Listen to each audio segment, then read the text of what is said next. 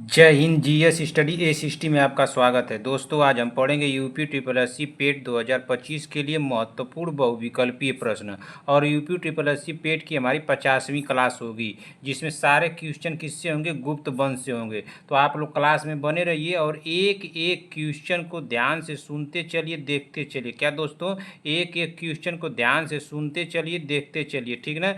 जिस भी क्वेश्चन का आंसर आ रहा है तुरंत कमेंट बॉक्स में हमको बताते भी चलिए। जिस भी क्वेश्चन का आंसर आप लोगों को आ रहा है तुरंत कमेंट बॉक्स में हमको बताते भी चलिए।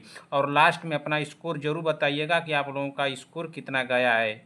तो दोस्तों, जो भी भाई बहन हमारे चैनल पर अगर पहली बार आए हैं तो चैनल को ईमानदारी से सब्सक्राइब कर लीजिए। जब तक कि आप लोगों का एग्जाम करेक्ट नहीं हो जाता है तब तक के लिए सब्सक्राइब कीजिए, फिर उसके बाद आकर के अनसब्सक्राइब मार दीजिएगा, कोई दिक्कत नहीं। मुझे बस आप लोगों का एग्जाम करेक्ट करवाना है। तो दोस्तों, आज की मोटिवेशन के साथ इस क्लास को हम लोग शुरू करेंगे और देखते हैं कि हमारा आज का मोटिवेशन क्या है। तो आज का हमारा मोटिवेशन है कि मत सोचो कि तेरा सपना क्यों पूरा नहीं होता, हिम्मत वालों का इरादा कभी अधूरा नहीं होता।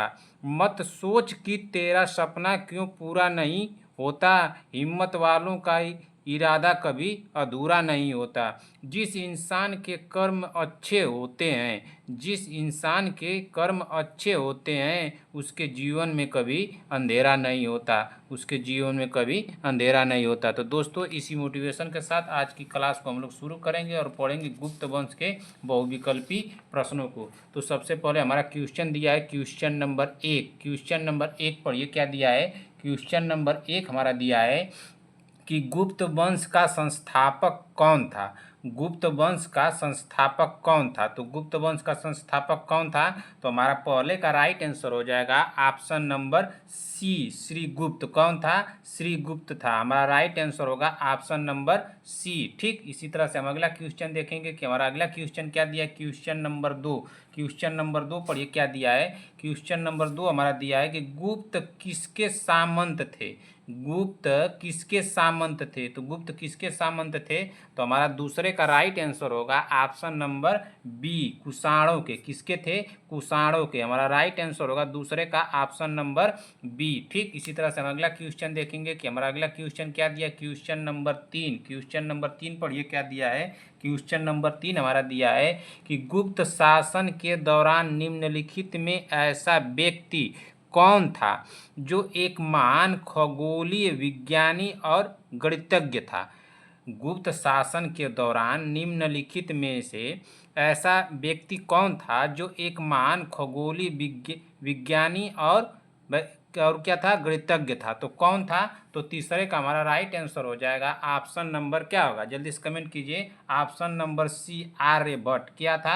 आर्यभट्ट ना। हमारा राइट आंसर होगा ऑप्शन नंबर सी। ठीक, इसी तरह से हम अगला क्वेश्चन देखेंगे कि हमारा अगला क्वेश्चन क्या दिया है। Question number 4। क्वेश्चन नंबर 4 पढ़िए क्या दिया है कि गुप्त शासकों की सरकारी और दरबारी भाषा थी। तो गुप्त शासकों की सरकारी और दरबारी भाषा क्या थी? तो गुप्त शासकों की सरकारी और दरबारी भाषा थी। हमारा राइट आंसर होगा चौथे का ऑप्शन नंबर क्या होगा? ऑप्शन नंबर डी ना। हमारा राइट आंसर क्या होगा? Option number D, Sanskrit. गुप्त शासकों की भाषा क्या थी? सरकारी और दरबारी भाषा क्या थी? तो संस्कृत थी। ठीक, इसी तरह से अगला क्वेश्चन देखेंगे कि हमारा अगला क्वेश्चन क्या दिया है। चलिए देखते हैं कि अगला क्वेश्चन क्या दिया है। Question number 5। क्वेश्चन नंबर 5 पढ़िए क्या दिया है। इतिहासकार V.A. स्मिथ ने किसकी विजयों से प्रभावित होकर उसे भारत का नेपोलियन कहकर पुकारा? तो किसको भारत का नेपोलियन कहकर पुकारा था? तो हमारा राइट आंसर हो जाएगा ऑप्शन नंबर क्या होगा?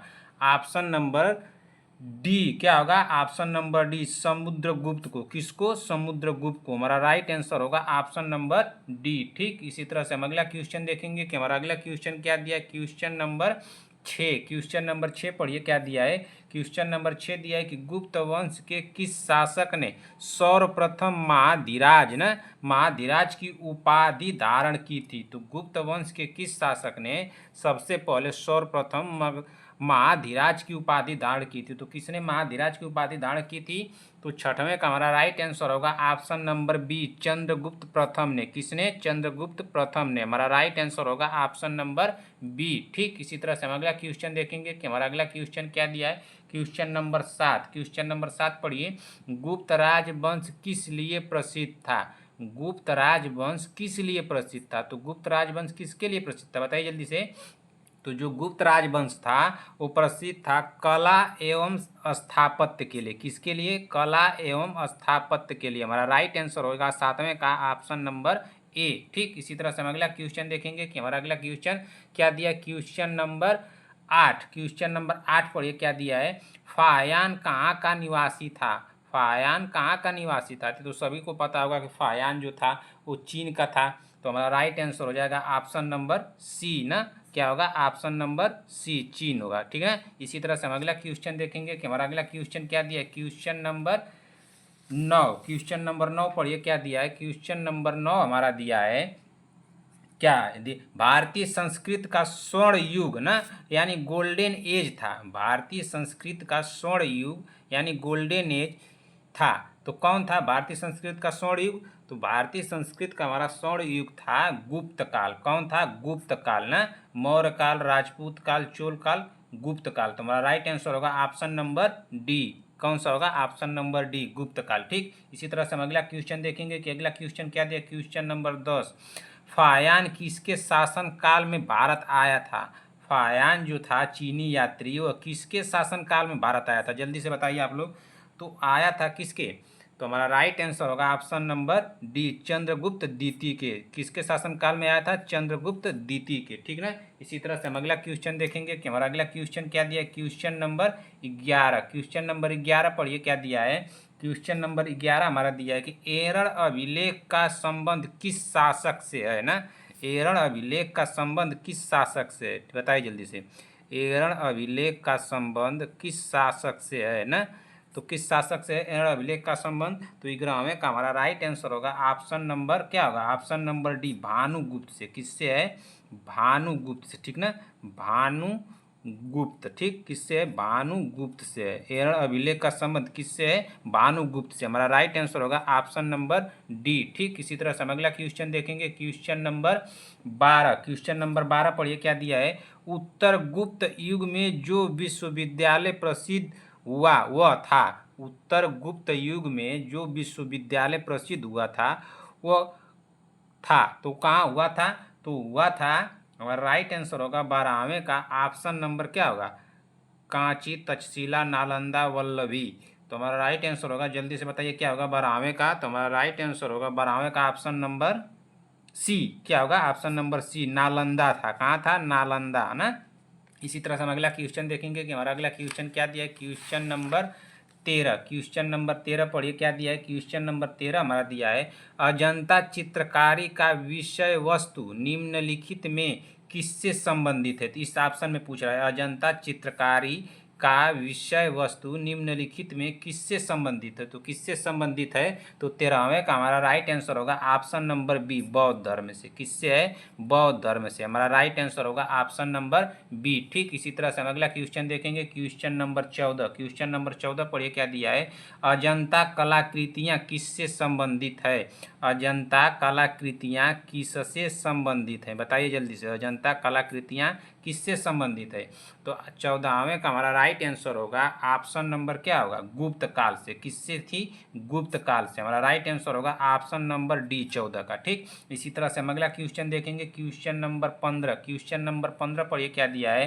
क्वेश्चन नंबर 15 हमारा दिया है कि नालंदा विश्वविद्यालय की स्थापना का युग है। नालंदा विश्वविद्यालय की स्थापना का युग है। तो कौन सा युग है नालंदा विश्वविद्यालय की स्थापना का युग? तो हमारा राइट आंसर होगा 15वें का ऑप्शन नंबर सी, गुप्त युग। कौन सा है? गुप्त युग। हमारा राइट आंसर होगा ऑप्शन नंबर सी। तो दोस्तों इसी क्वेश्चन के साथ इस क्लास को हम लोग समाप्त करते हैं। क्लास आप लोगों को कैसी लगी कमेंट बॉक्स में हमको जरूर बताइएगा कि आप लोगों को क्लास कैसी लगी। अगर किसी भी क्वेश्चन में आप लोगों को कोई भी डाउट हो तो कमेंट करके पूछिएगा। मैं बताने की पूरी कोशिश करूंगा, मैं तुरंत बताऊंगा।